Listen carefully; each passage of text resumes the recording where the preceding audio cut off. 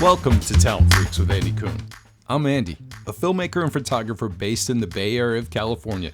This podcast delves into the journeys of creative individuals who inspire curiosity and impact through their work.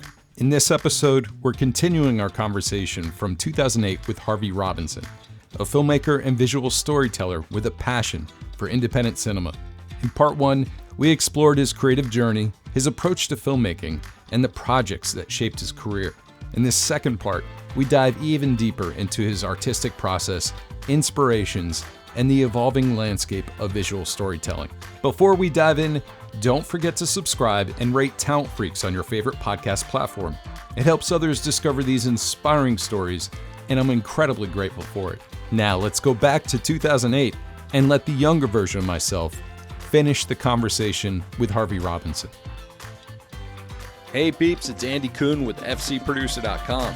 Thanks for coming back and checking out part two of a conversation with Harvey Ken Robinson. The funny thing is, Harvey probably already edited about 5 different videos of bands and everything else, while I couldn't even piece together 2 parts of this audio.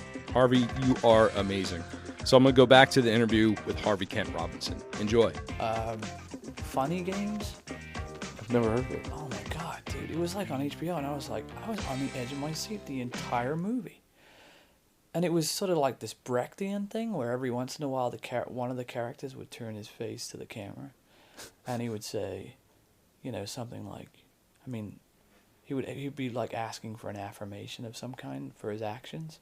And basically it was like this family was going to their vacation home somewhere in Maine, and it was like on an island.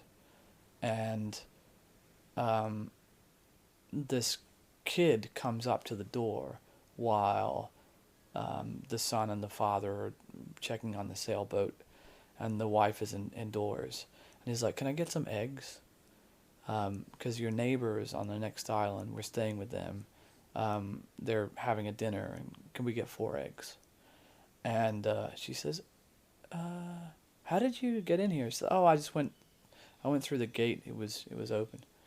And she said, "Oh, okay." And so she goes into the kitchen. There's these really long takes. Like every single one was like a really, really long take, and there's like a lot of suspense.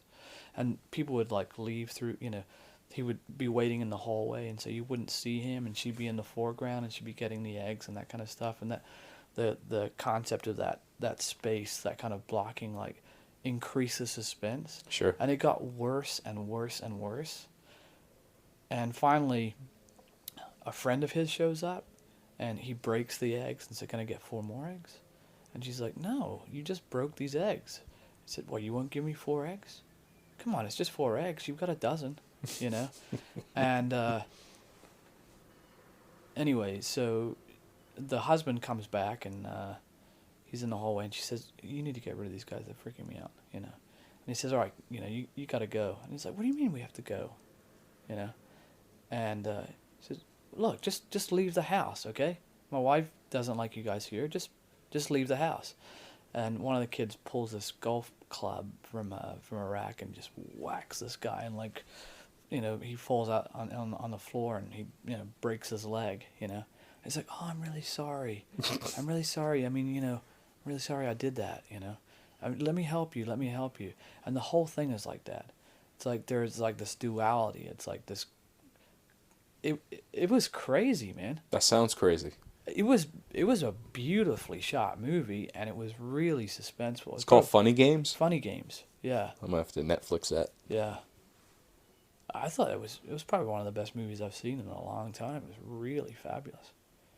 Of course, it would never have been a big blockbuster, but sure, who cares? But that's majority, Big blockbusters are, Yeah. They are what they are. Yeah. It's interesting, though, like, as a filmmaker, you can spend a lot of time on a movie. Mm-hmm. A lot of your energy, time, everything. And then when you put it out, it's shit. Then everybody shits on it for how much time you put into it. Yeah. And then all you hear is just like, "It was a piece of shit, wasted my time, wasted my money." You're like, do you have any fucking idea how long it took me to make that? Yeah. It's just, but that's part of our culture, the expectations. But when you do it and it comes out right, it's an amazing accomplishment when, you know, you could take that many people, especially an idea, concept, from start to finish and execute every step of the way, and it comes out perfect. It's amazing to me when I see, like, Slumdog Millionaire. I thought was beautiful. He's one of my favorite cinematographers, though. Anthony Mantle, you know, he's like right on the edge, man. You know, I love the storytelling in that, like, you know, how they told the story in that. Yeah, it was just something I wasn't expecting at all, and it was just like, wow, that's just, that concept itself is just so, it's perfect. Yeah, just finding another way to tell a story. Right. You know. And you know, I don't know whether you've seen any other films that are shot by Anthony Mantle, like Last King of Scotland. Do you see yes, that? I saw that. You see Brothers of the Head? I have not seen that. Sort of this rockumentary about, you know, obviously it's fiction, about conjoined twins. Mm-hmm. And a rockumentary. Yeah, they're conjoined twins and they're like musicians, and it's about their relationship with each other and their attempt to have relationships with other people. And the music is beautiful, and the photography is like out of this world. And you know, Anthony Mantle comes from this sort of dogma background, you know, like Lars von Trier, and he works with a lot of those guys. And so he was really into like using natural sources of light, or, you know, accentuated practical sources of light, where he'd put in like a 300 watt bulb into a 100, you know, lamp or whatever, or add a couple of bulbs to it. And, you know, as a consequence, there's a simplicity and elegance and justification for all the lighting. And he uses all of that along with, you know, these crazy things that he does with film stock, you know. And he'll use like rare film stocks, or, you know, he'll do weird pull or push processing with reversal stocks, or he'll do like crazy like blue, or, you know, he'll do like color temperature shifts, you know, with exposing the film that does crazy things to the reds and blues and greens. But I think the one remarkable thing about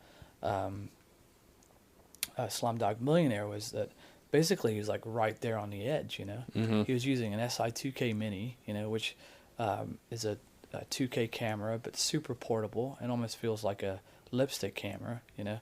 And he had this German company like basically make it more robust so that he could carry around.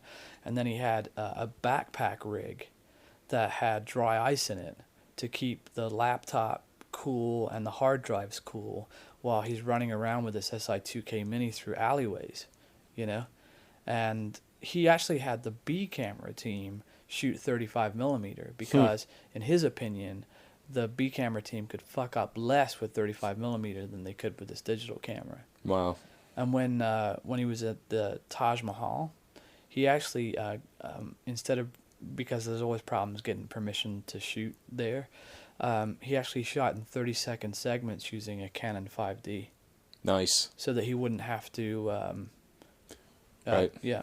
So you wouldn't have to have a whole crew and everything Right. around him, and that's explained. That I'm actually thinking about the next purchase, just buying one of those. Yeah. Instead of going for another, you know, big boy. Yeah. Just, I mean, it's so beautiful. I saw a friend of mine, Eric Jacobus. Uh-huh. I think he preferred that because everyone says Jacobus. But he worked on a film and he put it on post on Facebook. And it was like they had all these different chapters in it, and he was in one of the chapters where he's part of the stunt people, and they shot it on the Canon 5D, and it was amazing. Like, it was beautiful. I mean, the focus, everything, and it was action too. So you know it works fine. Yeah. Or there's no, you know, jello when you're moving it around. Right. And that's a problem with the Nikon. Like if you're moving a lot, there's a lot of, you know, shaking involved, like the actual image will do that jello effect. Huh. So it was really interesting to see the differences between those two cameras. But it's also, what was it, $2,500? $2,500, and then you got to buy another rig for it. So at the end Sure. of it, you're going to probably spend about $5,000 on it. But I mean, if you get like one of the, you know, Panasonics or a Sony EX or, you know, even a JVC, you're going to have to spend more for the lenses, and you have to get like an adapter system. Yeah. So it's pretty much. I gotta say, man, I'm not a big fan of Sony cameras, man. I'm not either, because you have to. They make everything like their lenses are you can only use Sony lenses on it. I know you can get a step down, adapter and then put a Letus on it, but Yeah. like the EX3, you're supposed to, you could detachable lenses, but it's only Sony lenses. It's not like Nikon or Canon or Right. it's not interchangeable. Right. So it's just like I just don't like the interface, like where they have the aperture ring, and like I don't like the software interface on it. I don't like the what the limitations it gives you on what you can do to the image and camera. It's the reason why I like JVC cameras, because they're awesome.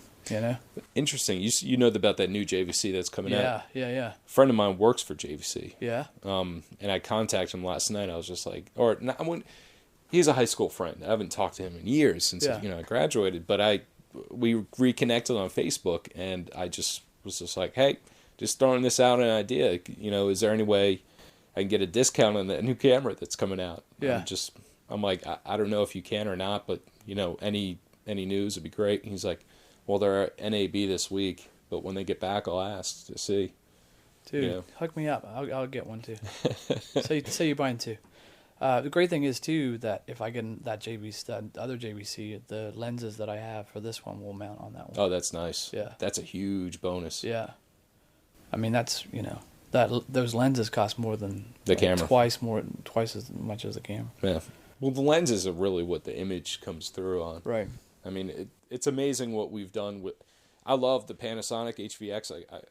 I'm not gonna lie to you. I mean, I work for this company called Turn Here, where I go out and shoot commercials for these local businesses, and it's really a no prep kind of. I have these set list of questions. Mm-hmm. I come in, I shoot with natural light, or the light that's involved. They tell me not to bring a lighting gear. Mm-hmm. I come in and shoot, and then I go back and edit, and it's beautiful. Some of these things that come out turn out so well, and it's all natural lighting, mm-hmm. and lights that I can like turn on or do something else, and it amazes me the quality that comes out. And I will put up any of the commercials that I shoot with anything you see on TV, which is not saying much, I know. Yeah. But it's it just blows me away how much what you can do with limited, things on the camera. Yeah. But at the same time, of course, I would love to have a nice lens package, and I would love to have lights to control the atmosphere. But for what I'm getting paid, it's not worth it. Panasonic makes good cameras. That HPX 500 is a good camera. Yeah. It's a really good camera, actually. I think for the price, that's a great camera. I shot with a Vericam, and I've shot with the HPX, and the HPX is like, it blows it away. Wow. What's so high about the Vericam?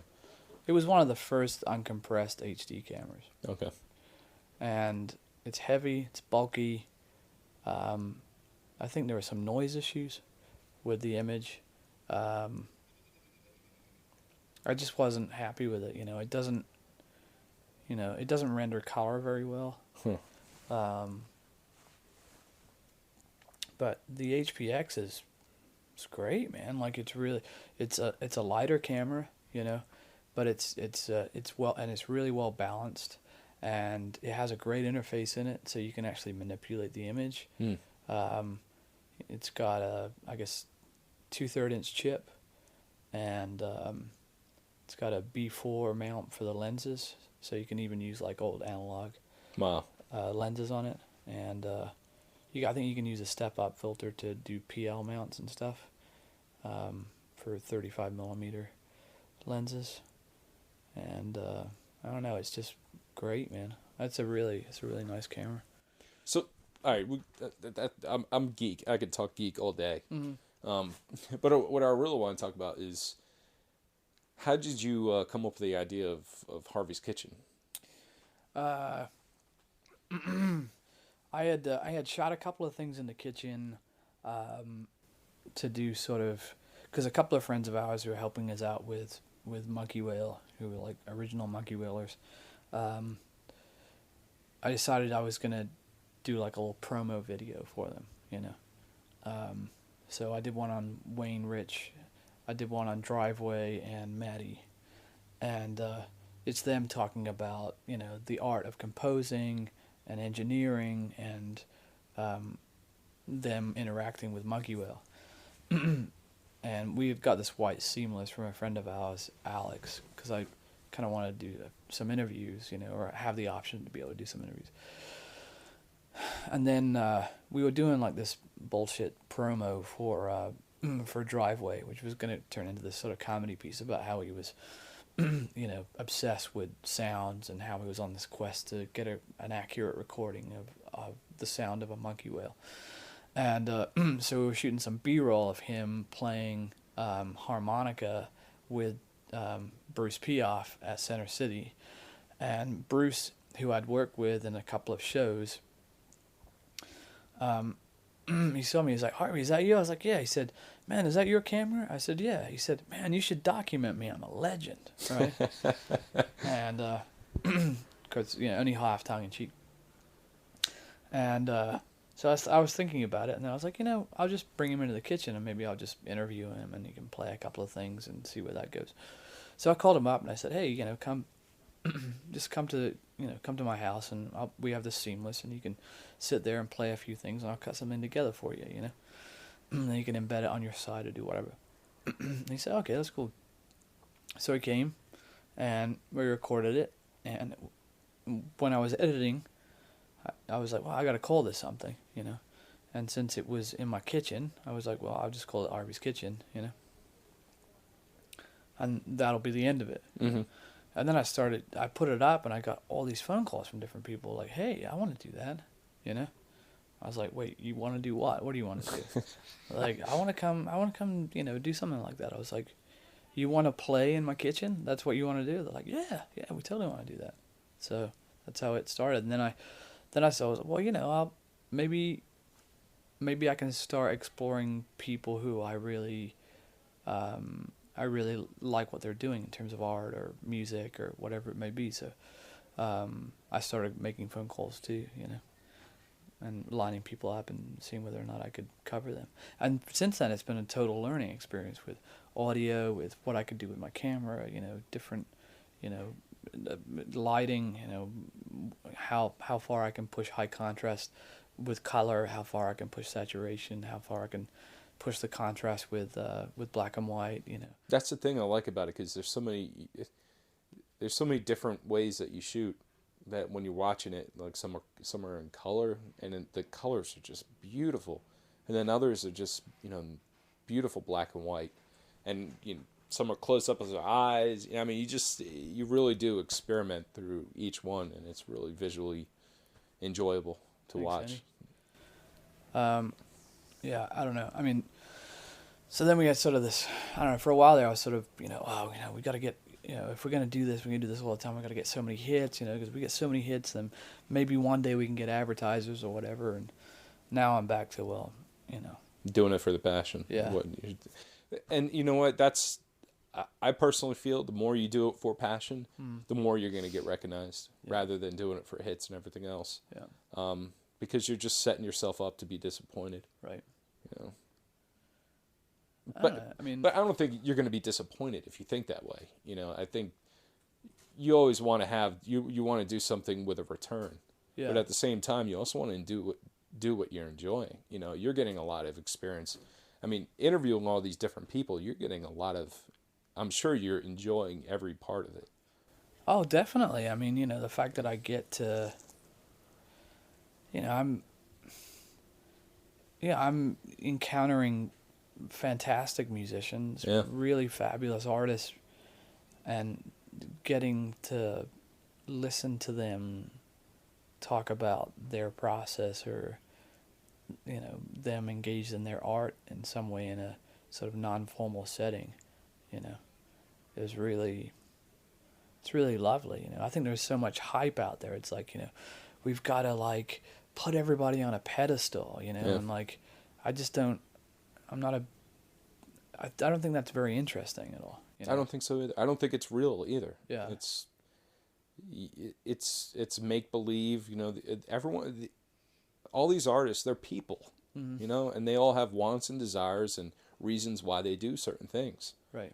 And it's good to know these things. It's not just shut up and sing. You know, I don't like that. I like to know why they're singing. You know, or where it comes from, or who they are, the reason why they are. Yeah. You know? Right now I'm kind of experimenting with trying to like give people an idea of how, like, if there's a band, like how they're interacting with each other without actually really conveying any like information, like my name is such and such, like giving people kind of a snippet of what that feels like, and then having them play, I don't Because know. I love what you did with, I'm not sure, Hiram is this? Yeah. When he introduced himself, he's like, I'm single, I'm young, Yeah. and I'm going across the country, I'm just doing my thing. Because I can. Yeah. He's awesome, man. Oh, he was great, man. I was like, he contacted us, I don't know how he found us. I guess he found us through Google search or something, because he knew he was coming through Greensboro. But he has like a little tiny video camera. He video blogs every day. He recorded his own album with a couple of friends of his. He has this network of like filmmaker friends. And he goes from one coffee shop to another, and he finds a place to stay, And I'm like, man, this is, that... we talked about like the rise of regionalism, in music, and how people can just sort of be working class artists, Yeah. And that, he's kind of doing it, He's not making $1 million, Sure. But who cares? He's doing it. He's doing it, and he's having a good time doing Exactly. it too, Hope he doesn't get hit by a car. Right? Yeah, me too, man. Me too. But I'm sure, you know what, someone would put together a cause for him and, help him out. Yeah. You know who I'd love to see on Harvey's Kitchen, and she's not from around here. I came across, well, there are two people. One is Scott Pryor. He's a local musician. He's now traveling all over the country. Yeah. He's folk. He calls himself folk singer, but his music is really, it's beautiful. He's a really smart guy, and it's really good music. But I came across the Tin Pan Caravan, who played with him up at Guilford College. And there's this one, which was a bunch of different singers that kind of come together and they play together as a whole. Yeah. But they're all individual artists. And one that stuck out for me was a singer. Her name is Aeneas Mitchell. And she's like this tiny, petite, just petite, brilliant mind. That her lyrics are so well-versed and educated, but hilarious. Like, she sang this song, this was, when Bush was in office, called 1984. But she sang it like Prince's 1999. We're going to party like it's 1994 or 1984. And the lyrics were just so great. And, my problem, or it's not a problem, this is just the way I dissect music, or I ingest music. If the music itself, that's what I listen to first. Like, it hits me and then I start feeling it. I don't digest the lyrics really well. I'd have to hear it over and over before I get it. Yeah. With her, I heard it right away. Yeah. Because it was so, I recognized the tune right away. It sounded like 1999. So I immediately started paying attention to the lyrics just because I was familiar with the actual music. Yeah. So it's, and everyone learns differently, as far as music is concerned. But it was just, I thought it was just hilarious. And I'll send you a link to the video because I was taping and I wasn't expecting anything like that. Yeah. And it was great. I was just like, wow, that's really cool. Nice. And she travels around, so she might be back. But I would love to see her. You would have a great time with her. She's just like... Nice. I'll go on our MySpace page and see whether or not... Do you have a Monkeywhale on MySpace? Yeah. Yeah, we got a Monkeywhale MySpace and Facebook and Twitter. It's funny because before, obviously, Monkeywhale, I've never even heard of what a Monkeywhale is. And then I started thinking, like, when you described it to me, I was just like, did you ever see me swim? Because they're like, it's a whale with hair on its back, and I'm just... It's a hairy whale, man. It's a hairy whale. Well, they are mammals, so... But I was just... So, yeah, that's almost me to a T. Oh, man. So what's next for Harvey and Harvey's, or even Monkeywhale Productions? Well, I've been giving more and more thought to shooting a short, that I have a visual concept for, and I want to start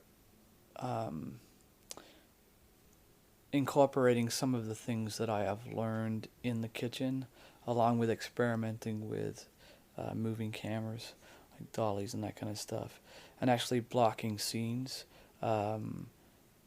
allowing room for the actors, but using the camera movement to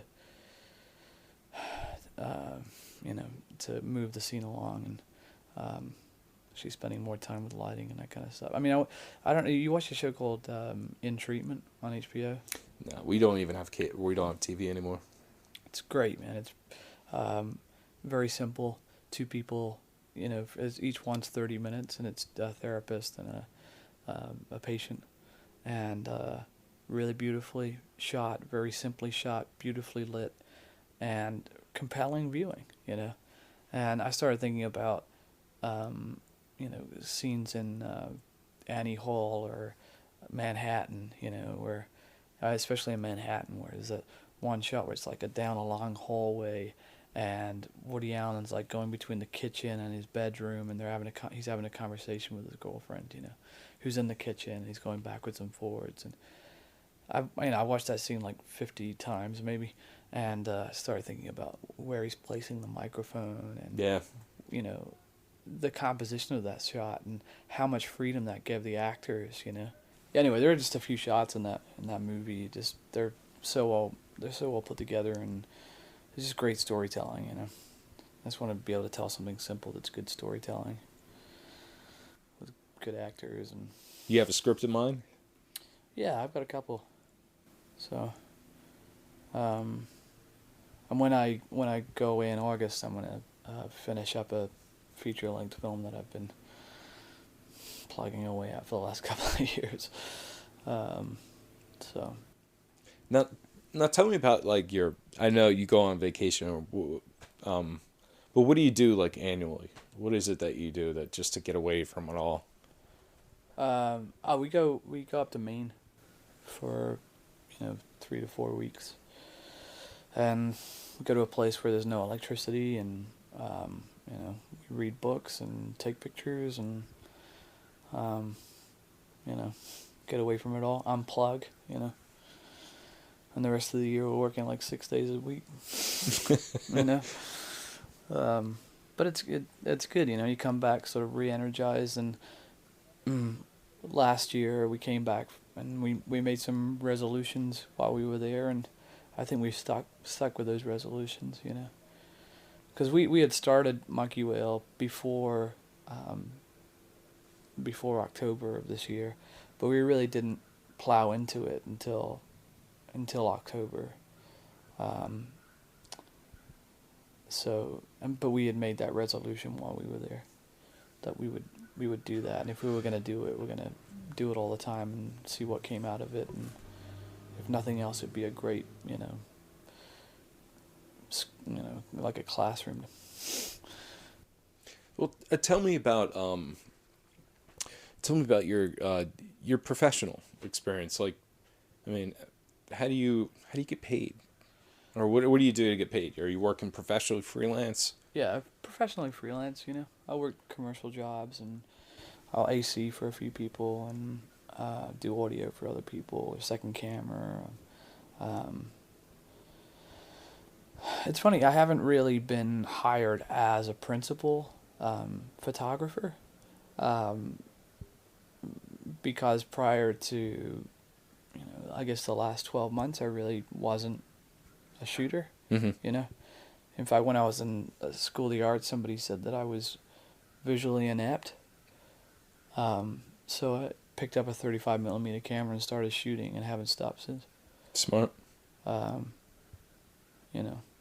But you constantly learn something new. If you're like always picking it up, you're like, oh, how do they do that? What works, what doesn't work, and what's a good way to tell this story, and I don't know. Oh, what you were talking about earlier, I just wanted to throw this out that you said about that show on HBO that was just two people. In Treatment? Yeah. There was a show, I think it was on one of those like TLC or Learn Channel, Discovery. It was called I Survive. Mm-hmm. Have you ever seen that? Uh-uh. You talk about simplicity. It's simplicity in its simplest mode, but it's also shot beautifully.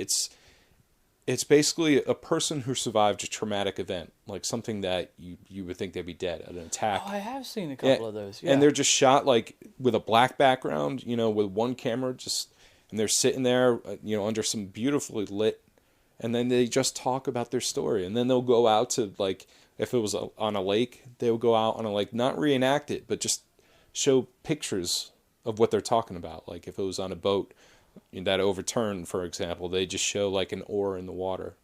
Nice. Kind of, they won't show like reenactments or anything else. They just show clips of something visually that reminds you of that area. Even they talked about like someone like got raped and, her boyfriend was shot and killed. They just showed like the park where they met or where it happened, where they just show trees, foliage, of their memory, because they'll talk about, like, the thing I remember the most was the setting, and so they would just show that, but they would never show any reenactments. And it's so well done, you just sit there. I think that is more powerful. It is more powerful. Because it's engaging your imagination. Exactly. So, I mean, when I see that, I was just like, first of all, I love the concept. I think it's beautiful. But second of all, you sit there and you watch it, you go, damn, what a easy way to do this, but it's so hard to come up with a concept like that, because you're always thinking as a filmmaker, like, how to explain this to your audience, and visually you want them to understand what you're doing. And you hear it from the top all the time, is like, you have to show people what they're watching. You have to make sure, you have to dumb it down, especially if you're working in a company. Yeah. You have to dumb it down, especially if you have consumers, to tell people what they're watching or what they're looking for. Right. So, but this one is just against that grain, it's so stunning. Yeah. So do you think we'll work together? Oh yeah, man. I definitely think so. I would love to work with you on an episode of Corporate Assassin. Yeah. But also anything that you have in mind that you'd like to do, I'm always... That'd be a real challenge for me, I think, working on something like that, because it's against the grain. It's against anything you... Yeah. Because we have to shoot it in one day. Yeah. I mean, so we're always... And to be honest, with Blake and Micah, I feel bad because the last one, we shot 2 in one day, and one of the scripts wasn't even done. I just could not figure it out, and that was the one with my dad. Yeah. I did not know how to kill off a 75-year-old man. Like, I just could not think of a way. It was just like, up to the last moment. We had most of the stuff already done, but the last moment, I'm like, all right. And then I'm like, all right, so we have the fact that Mr. Yoshi is on the phone. So when Brian, you take off your glasses, he's going to think you're Mr. Yoshi because he's old and senile, so he doesn't, Yeah.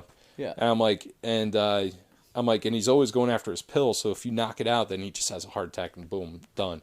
And it was kind of like everything, with suggestions that Micah had and Brian, like everyone contributes like on the set, and that's what's so good, because really the script is there to,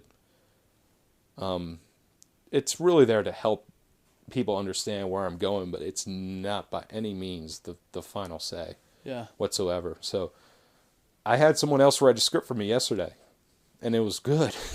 Nice. So I've had 2 people write scripts, and they're really good. So I'm enjoying that. Like, if people want to write scripts for Corporate Assassin, I prefer that, so I could focus. And I help them. It's kind of like they come up and I'm like, well, maybe the Corporate Assassin needs to be more involved because he's the main character. He needs to be seen. And so it's coming along really well. But now Brian has a part-time job where he's traveling the world, and he doesn't have that much free time anymore.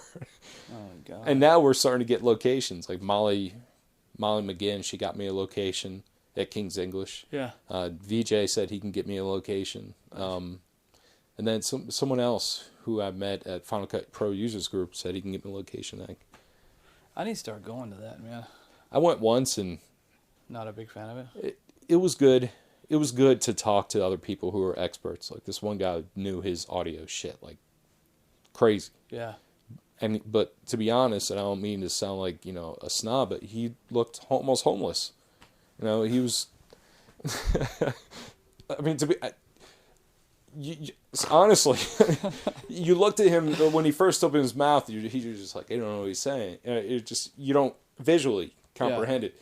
But the more he talked, you're like, damn, he knows his stuff, and I got his contact number and everything. But that's the way also videographers, editors, and everything, we just dress differently, We just dress like the way we're sitting in front of a computer or we're doing this stuff. We don't have to impress anybody. Right. But And there are other people who are just mouthing off, trying to sound like they're Mr. Important and everything else. And I'm trying to just, how I do on my blog, when people ask questions, I just want to give them my honest opinion. Like, it's not, I'm like, look, I use this product, it works. That's all. I'm not going to argue with you about, like, if that works better or not, because it probably does, but for your budget, this works great. Yeah. I don't know. It was good, and a lot of really smart people go there. So, but I'm sure, you know, you can always learn something from everybody. Yeah, I wouldn't mind learning a few tricks. You know. That's the thing, the tricks to learn. Yeah. So. Well, Harvey, thank you so much for your time, man. Hey, thank you, Andy. It was a pleasure. It's always a pleasure talking to you, man. And what should we expect from Monkeywhale this year? A couple of short films. I think we're going to do the 48 Hour Film Festival too, and we're going to do some of our own short films that are outside of the confines of a stupid restriction in time. And more Harvey's Kitchen. Hopefully some increasingly more interesting acts, or, you know, not the acts that have been in haven't already been interesting, but, you know, it's a constant battle to try to keep that level going, you know. We do have Samantha Crane and Frontier Ruckers and Sam Quinn from the Everybody Fields coming in. So that should be interesting. Hey, this is part of my ADD. Going back, like, have you ever taken anything for your ADD? I did for a little while, but it's it doesn't really help me that much. It ends up like making me sleep all the time. Really? What were you taking? I took Adderall. Yeah. That's what you took? Yeah. It made me like a cold bastard. Like, Really? I lost my personality. I wasn't funny at all. But Yeah. I was a machine. Yeah. I mean, it works, but the side effect for me wasn't worth it. Yeah. Yeah, it gave me stomach issues too. So. Yeah. Breathing gives me stomach issues. So. Yeah. So yeah, I don't know. I mean, I think that that's the real strategy, is trying to figure out, you know, what you can do and just Manage it. You know. Because you can't. There's nothing you could do to break it. You just have to manage it and understand. Like, oh, I'm going off on it. Right. Going off on a tangent right here. Yeah. I need to be back on that. All right. Well, cool. Thanks, Harvey. Thank you, Andy. Thanks for listening to this episode of Talent Freaks. Harvey Robinson's passion for visual storytelling continues to push creative boundaries. Showcasing the power of independent filmmaking, his work serves as a reminder that great stories come from a mix of vision, dedication, and a unique perspective. And something about Harvey that I've seen through the years, since we haven't kept in touch. I did see him working on a documentary with Langhorne Slim, which is one of my favorite independent musicians. And I know he's done amazing work as far as this documentary. I saw on social media that he got accepted to Tribeca Film Festival, and I'm incredibly happy for his success. To explore more of Harvey's work, you can visit his Vimeo page at vimeo.com/Harvey K. Robinson. And if you'd like to follow me, check out talentfreaks.com, where you can see my video work and my photography work, which I'm currently doing. And I'm so excited about that. If you enjoyed this episode, don't forget to subscribe and rate the podcast. It truly helps others discover these incredible stories, and I am very grateful for that. Until next time, keep exploring, keep creating, and stay curious.